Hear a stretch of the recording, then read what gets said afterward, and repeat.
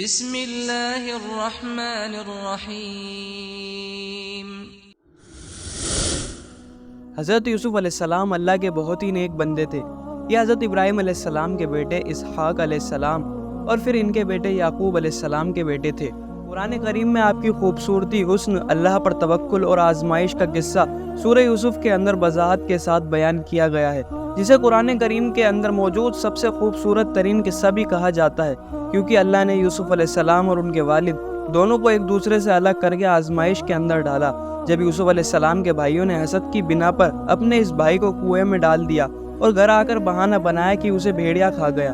حضرت یوسف علیہ السلام کے اس اندھیرے کنویں کے اندر بے یار و مددگار ہونے سے لے کر اپنی پوری زندگی اللہ کی طرف سے دی گئی آزمائشوں کے اندر کامیاب ہو کر آپ نے ہر موقع پر صرف اللہ پر توکل کیا، اور اللہ نے آپ کو ہر آزمائش سے اس طرح نکالا کہ جس کے راستے کے بارے میں کوئی سوچ بھی نہیں سکتا تھا۔ آپ کو اپنے والد سے دور کیا، جو کہ آپ کو اپنی جان سے بھی زیادہ پیار کرتے تھے، اور اس کنویں سے نکال کر آپ کو مصر کے بازاروں کے اندر غلام کے طور پر بکوایا، صرف اس لیے کہ آپ کو مصری بت پرست قوم کو اللہ کا پیغام پہنچا کر اسے یکتا پرست بنانا تھا۔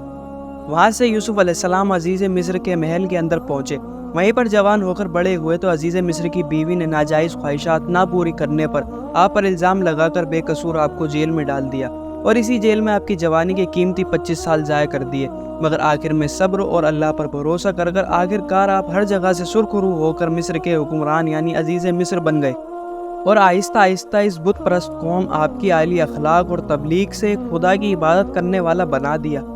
فرعون مصر یعنی مصر کے بادشاہ اور اس کی عوام آپ سے بے حد محبت کرنے لگی، اور آپ کی موجودگی کو مصر کے اندر باعث برکت جانا کرتے۔ یوسف علیہ السلام کا پورا خاندان یعنی والد، بہن، بھائی سب فلسطین کے اندر آباد تھے۔ آپ کو بھی وہیں سے قافلے والے کنویں سے نکال کر مصر کے اندر بیچنے کے لیے لائے تھے، لیکن جب آپ عزیز مصر بن گئے تو آپ نے اپنے بھائیوں کو مصر بلایا، انہیں تمام حقیقت سے آگاہ کیا اور اپنے بھائیوں کو معاف کر کے پورے خاندان کو مصر کے اندر آباد ہونے کا حکم دیا۔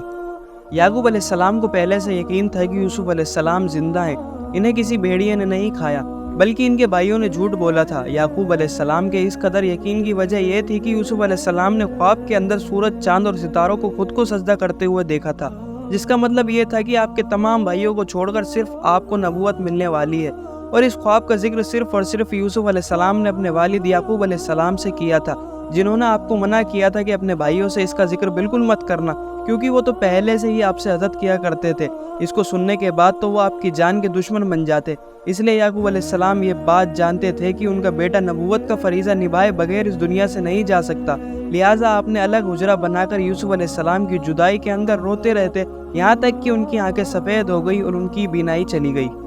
یوسف علیہ السلام نے جب اپنے بھائیوں کو بھیجا کہ پورے خاندان کو یہاں مصر لے کر آئیں، تو انہوں نے اپنا وہ کرتا بھی بھیجا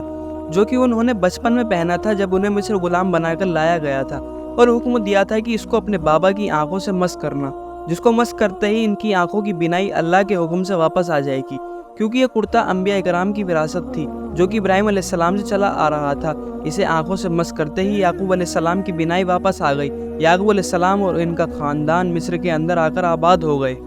40 سال کے بعد باپ اور بیٹے کی جدائی آخرکار ختم ہوئی۔ جب دونوں گلے مل کر روئے تو آسمان کے فرشتے بھی یہ منظر دیکھ کر رونے لگے۔ یہاں مصر میں یعقوب علیہ السلام 24 سال تک زندہ رہے، جبکہ یوسف علیہ السلام تقریباً 120 سال کی عمر تک۔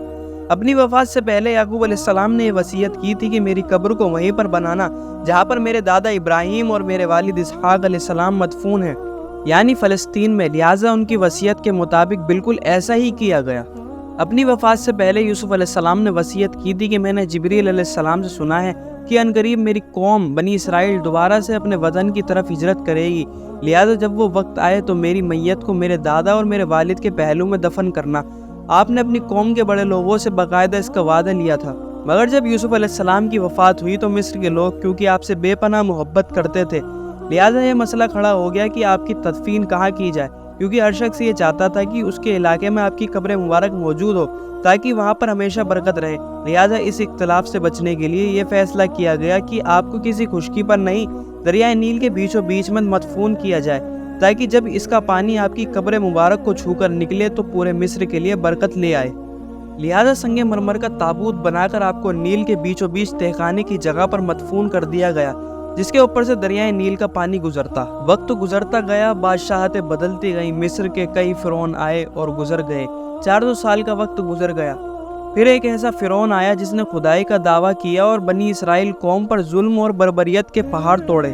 لہٰذا اللہ نے اس سے بنی اسرائیل قوم کو نجات دینے کے لیے انہی کے درمیان موسیٰ علیہ السلام کو پیدا کیا، جنہوں نے اپنی قوم بنی اسرائیل کو فرعون کے ظلم سے نجات دلوائی، اور یہ سمندر میں اپنی فوج سمیت ڈوب کر مر گیا۔ موسیٰ علیہ السلام اپنی قوم بنی اسرائیل کے ساتھ لاکھوں کی آبادی لے کر فلسطین کی طرف نکلے، لیکن ہر بار راستہ بھول جاتے، بار بار یہی ہوتا رہا۔ لہٰذا اب کی بار بنی اسرائیل کے بڑے لوگ آپس میں مل کر بیٹھے اور سوچنے لگے ایسی کیا وجہ ہے جو ہمیں آگے بڑھنے نہیں دے رہی ہے، یہاں تک کہ جبریل علیہ السلام نازل ہوئے اور موسیٰ علیہ السلام سے کہنے لگے، حضرت یوسف علیہ السلام کی وصیت کو پورا کرو، ان کے جسم کو مصر سے اپنے ساتھ لے جا کر وہیں پر ان کی تدفین کرو۔ موسیٰ علیہ السلام نے اپنی قوم سے پوچھا کہ تم میں سے کوئی ہے جو ان کی قبر کی نشاندہی کر دے، مگر سوائے ایک بڑھیا کے وہ جگہ کسی کو بھی معلوم نہیں تھی، لیکن اس بڑھیا کی ایک شرط تھی کہ میں صرف موسیٰ علیہ السلام کو ہی بتاؤں گی، وہ بھی ایک شرط پر۔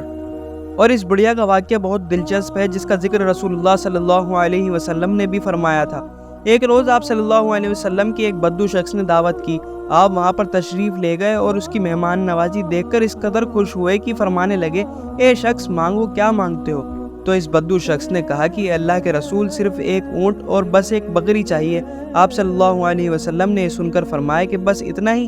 تجھ سے اچھی تو وہ بڑھیا رہ گئی تھی جس نے موسیٰ علیہ السلام سے جنت میں ان کا پڑوس مانگ لیا تھا، اور یہ وہی بڑھیا تھی جس نے موسیٰ علیہ السلام سے یہ شرط رکھی تھی کہ میں یوسف علیہ السلام کی قبر کا پتہ صرف اس وقت تک دوں گی جب آپ میری یہ بات مان لیں گے کہ جنت کے اندر میں آپ کی پڑوسن ہوں گی۔ موسیٰ علیہ السلام نے وقتی طور پر یہ سن کر ناگواری محسوس کی، لیکن اللہ کی طرف سے وحی آئی کہ آپ اس کی بات کو مان لیں۔ لہٰذا یہ بڑھیا آپ کو لے کر ایک تالاب پر پہنچی اور کہا کہ اس کا پانی خشک کرو، اور جب پانی خشک کیا گیا تو یوسف علیہ السلام کا تابوت ظاہر ہو گیا، جسے لے کر یہ قوم اپنے آبائی وطن کی طرف بڑھے اور پورے 400 سال کے بعد ان کے والد اور دادا کے پہلو میں دفن کیا۔ مصر میں اسلام یوسف علیہ السلام کی برکت، ان کے صبر اور قربانی کی وجہ سے آیا تھا، جو کہ آج تک قائم ہے۔